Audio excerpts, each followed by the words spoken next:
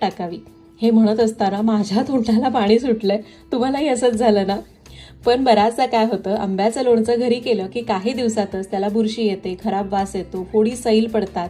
कारण आपल्याकडून नकळत काही चुका होतात ज्या आपल्या लक्षात सुद्धा येत नाही. तर तसं होऊ नये म्हणून आज आपण अगदी स्टेप बाय स्टेप लहान सहान टिप्ससहित परफेक्ट कैरीचं लोणचं कसं करायचं ते बघणार आहोत.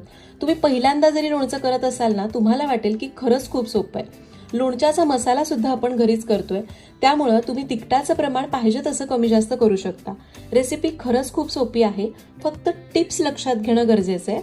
चला करूया. नमस्कार यूट्यूबकर, सरिताच्या स्वयंपाकघरात म्हणजेच आपल्या सरिताज किचनमध्ये आज आपण करणार आहोत अगदी स्टेप बाय स्टेप 2 वर्ष टिकणारं आंबट तिखट आंब्याचं म्हणजेच कैरीचं लोणचं. तर असं लोणचं जे वर्षानुवर्ष टिकणारं, बुरशी न येणारं, खराब वास न येणारं किंवा कैरीच्या फोडी मऊ न पडणारं. जर तुम्ही इथं सांगितलेल्या सगळ्या